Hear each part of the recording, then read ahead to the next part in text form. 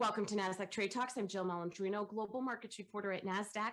Joining me is Charlotte Laurent-Ottomane, Executive Director at 30% Coalition, and Fiona, the California State Treasurer, to discuss the board diversity landscape and an update on California legislation regarding board diversity mandates. Charlotte, Treasurer Ma, it's a pleasure to have you with us. Welcome to Trade Talks. And Charlotte, I would like to start with you for an update on current board diversity landscape. Sure. Thank you, Jill, for having us. Good to see you again. The landscape is changing. As you know, the coalition is the national organization called 30% Coalition, by the way, which is working on board diversity from the demand side. So our strategy is to collaboratively influence companies to open their boardroom doors and their senior leadership to diversity. We have been very successful. Our coalition investors, representing over $7 trillion in assets under management, are pushing forward with a strategy that is really successful. And I give this kind of backdrop because today we have over 500 companies that have appointed a woman to the board for the first time. However, I think that, we and others, and I'm sure Treasurer Ma, feel that we're not moving fast enough. I think that people are getting a bit impatient, rightly so. Companies are trying. However, at the end of 2020, a report by Equilar showed that women represent close to 24% of Russell 3000 board seats, up from 15% at the end of 2016. At the current rate, corporate boards will hit gender parity in 2032, which is rather unsettling considering everything that's happening. The last issue I would like to bring up is also the issue of racial diversity. We've been working on gender diversity for the past 10, 12 years. In the last year or so, racial diversity has become a very important piece of this, with really a lot of emphasis put on putting racial and ethnic diversity in the boardroom. One of the issues is disclosure, however. We have no idea really of what the racial or ethnic composition of boards are. So we have been calling, along with our members and other colleagues, for disclosure for the past 2 to 3 years. Why disclosure? It leads to assessment. It leads to actual appointment of a woman or person of color on the board. And so we believe that it is really necessary. And I like to say, if you can't get to where you want to go if you don't know the starting point. So I'll turn it over to Treasurer Ma to add to this, but the landscape is still quite challenging, I think, for women and people of color to serve on corporate boards. Thank you, Charlotte. And Treasurer Ma, welcome to Trade Talks. Can you give us a progress report of the California legislation regarding board diversity mandates? Yeah, you can either, lead by a carrot or a stick. And thank you to Charlotte and the 30% Coalition for all they have been doing to move the needle.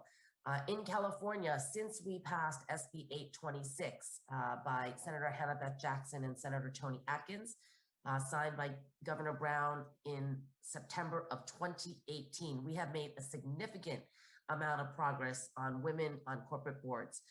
Before the bill passed, 180 out of 650 companies headquartered here in California had 0 women, 18 out of 650. Since the law passed this year, 15 out of 650 now no longer have any women. Since SB 826 passed, also 669 women have been added to corporate boards. So it is working here in California. Washington was the second state to pass a similar mandate on a number of women on corporate boards, and 8 other states either are thinking about it or have passed some sort of, mandate, disclosure requirements, and that's Hawaii, Massachusetts, Michigan, New Jersey, Maryland, Illinois, New York, and Colorado. So other states are following suit. That is remarkable progress. And Charlotte, what activity is occurring at the federal level that will affect board diversity? Well, a lot. Fortunately, the landscape there has changed quite a bit since January. And I think it's, there's a lot of support for diversity and different initiatives.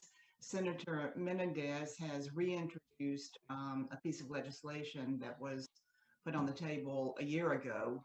Again, asking companies to disclose. Again, we're all, we don't want companies to put a woman or a person of color on board. We want to go through the whole process of disclosure, which really leads to change. Also, there's a lot of activity from Maxine Waters on her Committee on Financial Services, along with Congresswoman George Beatty. Again, reaching out to investment firms within the, as you know, the alternative asset industry, private companies.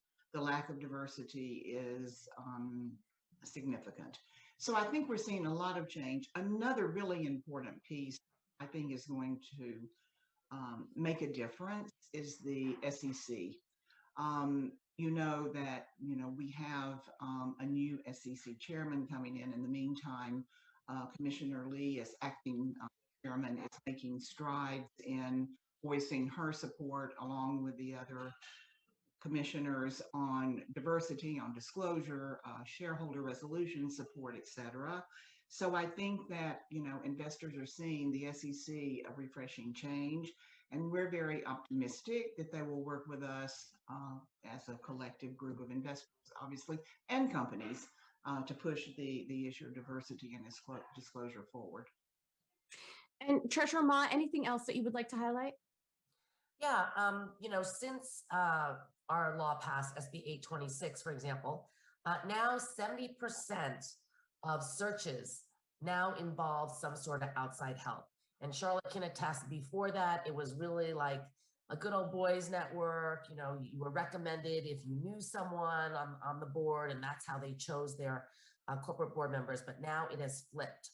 And so also here in California, we also passed AB 979 by Assemblymember Holden, signed by Governor Gavin Newsom last year, requiring a certain amount of other type of minorities, racial disparities, Black, Brown, LGBT, and others to serve on corporate boards. So stay tuned for those numbers. And Charlotte, any closing remarks to share? Well, a couple of things. I think too that we're seeing a lot more women stepping up and really, throwing their hat in the ring, becoming a board member. Treasurer Ma is supporting that initiative in California with her women's registry.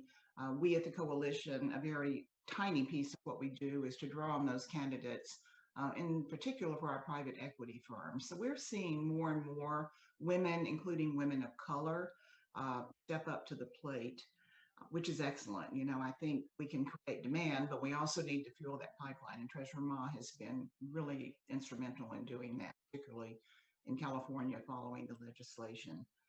The other thing I'd like to say is that I feel pretty optimistic. I think we can look at, glass half full or empty, and I'm a half full person. I think companies are really trying, both public and private. I think there's still some outliers, obviously, but investors are pushing forward. So I think that we have to help them. Those companies that are trying and can't manage to do it, I think we can help. So overall, I feel optimistic for the companies. I feel optimistic for the market, and I feel optimistic for this year with a new landscape. And I feel optimistic that we have people, leaders like Treasurer Ma with us pushing forward. And Treasurer Ma, I'd like to leave you with the last word. Yeah, so, there has to be intentionality on a lot of these measures. Governor Brown, during his 8 years, committed to having 50% of his commissioners women, and he stayed true to that commitment. Governor Gavin Newsom also has that same commitment, and so far so good. But we also have to make sure that we have a pipeline of available people who are trained, who are ready to go, and are able-bodied. And so that's what we all collectively need to do a little bit better, is do these trainings, keep those registries, and push for those opportunities for more women and people of color to be selected and picked on these boards. Treasurer Ma, Charlotte, we appreciate your insight and commitment. Thank you for joining us on Trade Talks, and thanks for joining me. I'm Jill Malandrino, Global Markets Reporter at Nasdaq.